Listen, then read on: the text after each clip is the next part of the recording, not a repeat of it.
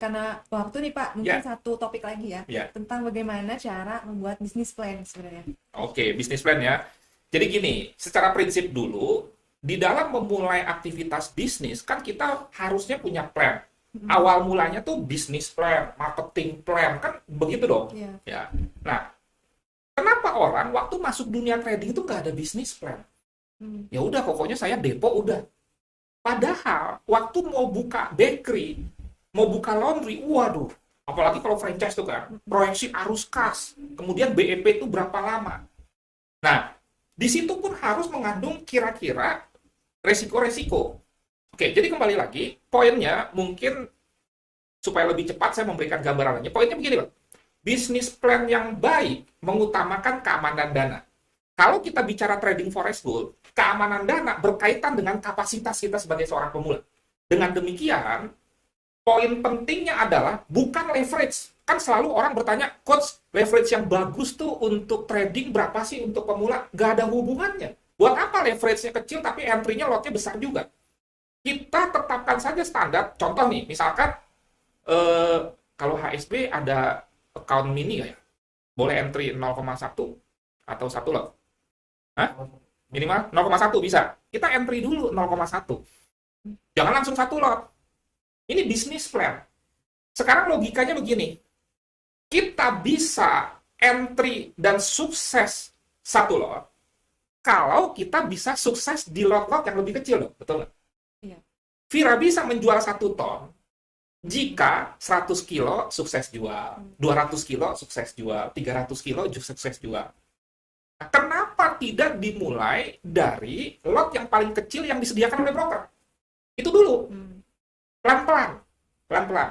Makanya selalu saya bilang, kalau udah pintar, mau hajar lot gimana juga oke. Cuma masalahnya kan, namanya pemula, mentalnya belum terbentuk, kemudian pengetahuan dan pengalamannya belum ada, tiba-tiba barang datang, gimana kita mau jualnya? Sementara kemampuan kita belum ada. Kalau yang profesional, dia santai aja, antar 1 ton sini. Nah, kalau dia masih pemula, Hmm. jadi poinnya adalah atur lotnya dari lot terkecil dulu. Ingat, yang namanya dagang itu kan long term. Supplier juga mestinya senang kalau ada pelanggan yang bisa long term, ambil barang terus. Jangan nanti dia ambil barang, barangnya rusak, dia kapok. Besok nggak ada transaksi lagi. Hmm. Nggak long term dong. Nah, makanya sekali lagi, baik ini HSB karena memberikan edukasi. Bukan cuma menceritakan sesuatu yang indah-indah saja, tetapi ini juga edukasi yang membuat orang tuh pintar. Lama-lama kan sering trading, akhirnya long term. Maka kerjasama ini baik, namanya bisnis kan, you happy, I happy kan begitu. Jangan I doang yang happy umpamanya. Jadi kembali lagi, lotnya itu dimulai dari yang terkecil yang disediakan.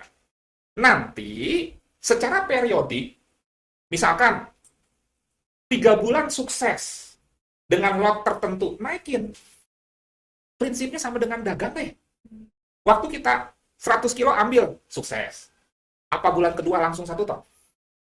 Enggak dong, kita ulang lagi, takutnya kebetulan. Hmm. Sama nggak dengan dagang? Iya. 100 kilo ambil lagi. Ternyata di bulan kedua nggak laku 100 kilo. Nah, untung nggak dinaikin jumlah pesanannya atau lotnya. Bulan ketiga tes lagi. 100 kilo lagi. Terjual. Berarti kan akumulasi 3 bulan, bagus dong. Iya. Berarti ada data, bukan cuma pakai perasaan, untuk menaikkan jumlah pesanan, menaikkan lot. Ya udah, bulan keempat 0,2. Seterusnya begitu. Seterusnya begitu. Sama seperti kita dagang. Jangan misalkan, wah, sebelah pesan 1 ton, kita panas, pesan 1 ton, oh si itu entry 1 lot profit, kita panas. Itu dia. Mungkin dia sudah 3 tahun dagang, sudah udah dagang dari profit, bukan modal, udah punya pengetahuan pengalaman, kita bantu. Kadang-kadang kan orang tidak melihat itu, sama seperti orang melihat kesuksesan seseorang, dia nggak lihat prosesnya. Iya. Saya sekarang sudah eksis di dunia trading, tapi kan dulu babak belur dulu 500 juta. Nah, itu yang harus dilihat juga sebagai sebuah proses. Intinya seperti itu. Oke, berarti ini kita sampai ke topik akhir ya. Mungkin Pak Nofri bisa kasih 2-3 kesimpulan dari materi hari ini, Pak, Oke. buat teman-teman. Yes, jadi sekali lagi, ibarat sebuah bangunan, pada saat kita mau dirikan, kita harus memikirkan struktur atau fondasinya dulu. Supaya jangan 2 kali kerja, nanti rumah udah kebangun, dia retak-retak miring. Kita harus bongkar lagi. mau cepat malah lambat. Ini banyak terjadi di dalam dunia trading forex. Oleh karena itu kita slow but sure. Ada target tapi jangan lemot atau lambat. Apa itu pondasi? Saya ulang sedikit soal psikologi dan mindset. Sudah di 2 sesi sebelumnya. Kali ini kita masuk ke soal time management, risk and money management. Kita bicara time management, bahwa segala sesuatu ada masanya. Ada prosesnya, tidak ada yang instan. Satu. Terus kedua, bahwa segala sesuatu ada waktu atau ada masanya. Ada waktunya kita trading, ada waktunya kita tidak trading. Ada waktunya kita istirahat. Jangan trading terus-menerus. Tapi juga jangan sama sekali tidak menginvestasikan waktu. Bahwa yang namanya bisnis bukan cuma investasi dana. Tenaga, waktu, pikiran. Untuk apa? Paling tidak belajar. Kemudian juga jangan terlalu banyak, jangan terlalu sebentar, durasi berarti. Frekuensi juga semua nanti diatur dengan pola yang tetap. Untuk itu harus dibuat schedule trading. Dan konsisten untuk mengikuti schedule trading yang sudah kita buat. Jangan kita udah buat nih, misalkan saya jam 12 harus trading. Ntar ini ada orang yang ngajakin makan. Nggak bisa, waktunya trading. Waktunya tidak trading, jangan buka-buka chart. Sama seperti kita bekerja. Jadi schedule itu penting supaya kita memiliki pola yang tetap.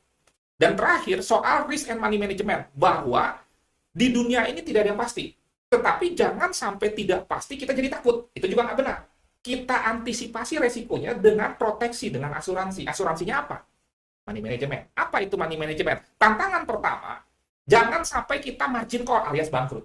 Jangan melupakan pertahanan dengan sibuk menyerang. Caranya gimana? Bikin bisnis plan.